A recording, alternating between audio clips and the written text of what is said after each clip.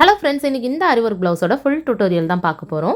எவ்வளோ இன்ச் கேப்பில் மெஷர் பண்ணி நம்ம ஒர்க் போடணும் அப்படிங்கிற டீட்டெயில் தான் நான் இன்றைக்கி எக்ஸ்பிளைன் பண்ண போகிறேன். எப்போதுமே ஃபஸ்ட்டு எடுத்ததுமே ஜரி த்ரெட்டில் 3 லைன்ஸில் செயின் ஸ்டிச் போட்டுக்கோங்க. ஸ்டார்டிங் வந்து எந்த ப்ளவுஸில் ஒர்க் போட்டாலுமே செயின் ஸ்டிச் போட்டு யூஸ் பண்ணிங்க அப்படின்னா தான் ஸ்டிச் பண்ணுறவங்களுக்கு வந்து ஈஸியாக இருக்கும். அதுக்கப்புறம் 1 லைனில் வந்து சுகர் பீட் போடுங்க. சுகர் பீட் போடுறது எப்போதுமே 2 மட்டும்தான் போடணும், 3 4 யூஸ் பண்ணாதீங்க. அடுத்த லைனில் வந்து பால் பீட் 3 mm தான் யூஸ் பண்ணியிருக்கேன். பால் பீட் போடும்போது ஒன்றா மட்டும்தான் யூஸ் பண்ணிக்கணும். இந்த மாதிரி சின்ன சின்ன டிப்ஸை ஃபாலோ பண்ணிங்க அப்படின்னா ஒர்க் வந்து நம்மளுக்கு பார்க்குறதுக்கு ரொம்பவே அழகாக இருக்கும். அடுத்த லைன்லையுமே சுகர் பீட் யூஸ் பண்ணி 2 தான் போட போகிறேன். 1 போட்டால் தப்பு கிடையாது, 3 4 மட்டும் போடாதீங்க. இந்த மாதிரி 3 லைன்ஸ் கம்ப்ளீட் பண்ணதுக்கப்புறம் சென்டர் பாயிண்ட் வந்து மார்க் பண்ணிவிட்டு லைன் வந்து ட்ரா பண்ணிக்கோங்க. லைன் வந்து 1 inch கேப்பில் தான் நான் மெஷர் பண்ணி போட்டிருக்கேன். கேப் வந்து சின்னதாக இருக்கணும்னா 3/4 inch வச்சுக்கோங்க. இதோட கேப் வந்து 1 inchல தான் நான் மெஷர் பண்ணி போட்டிருக்கேன். இந்த மாதிரி லைன்ஸ் ஃபுல்லாக ட்ரா பண்ணி முடிச்சுக்கோங்க. எப்போதுமே ஃப்ரேமில் வந்து கிளாத் வந்து டைட்டாக இருக்காங்கிறத பார்த்துட்டு இந்த மாதிரி மார்க்கிங்லாம் பண்ணுங்கள். லூஸாக இருக்கும்போது நீங்கள் பண்ணீங்க அப்படின்னா ஆரி ஒர்க் வந்து உங்களுக்கு நீட்டாக வராது. இதுக்கப்புறம் 3 inch கேப்பில் வந்து ஒரு லைன் விட்டு ஒரு லைன் வந்து நான் மார்க் பண்ணியிருக்கேன். அது வந்து ஒரு புட்டா டிசைன் போடுறதுக்காக தான் 3 inch கேப்பில் வந்து மார்க் பண்ணியிருக்கேன். நீங்களும் இந்த மாதிரி மார்க் பண்ணிக்கோங்க. நெக்ஸ்ட் வந்து இந்த புட்டா டிசைனுக்காக fitting stone round gold colour தான் நான் எடுத்திருக்கேன். அதை வந்து ஃபேப்ரிக் க்ளூ யூஸ் பண்ணி இல்லைனா B7000 க்ளூ யூஸ் பண்ணி அதை வந்து ஸ்டிக் பண்ணிக்கோங்க. ஸ்டிக் பண்ணிவிட்டு நல்லா அழுத்தி விட்டிங்கன்னா ஸ்டோன்ஸ் வந்து விழவே விழாது.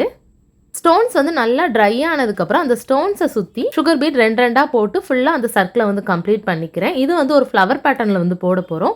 அதனால சுகர் பீட் அண்ட் பால் பீட் 3 mm தான் நான் யூஸ் பண்ணி இதை ஃபுல்லாக கம்ப்ளீட் பண்ண போகிறேன். இந்த மாதிரி கம்ப்ளீட் பண்ணதுக்கப்புறம் ஒரு ball beat 3 mm and 1 sugar bead use பண்ணி ஒவ்வொரு இதுக்குமே தனித்தனியாக நாட் போட்டு பண்ணிங்க அப்படின்னா பார்க்குறதுக்கு ரொம்பவே அழகாக இருக்கும்.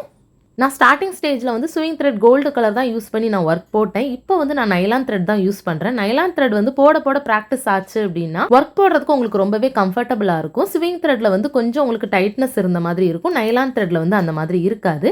நாட் போடும்போது மட்டும் நல்லா டைட்டாக போட்டுக்கிட்டீங்க அப்படின்னா கரெக்டாக இருக்கும். இந்த மாதிரி ஃபாலோ பண்ணி ஃபுல்லாக இந்த ஃப்ளவர் டிசைனை வந்து கம்ப்ளீட் பண்ணிக்கோங்க.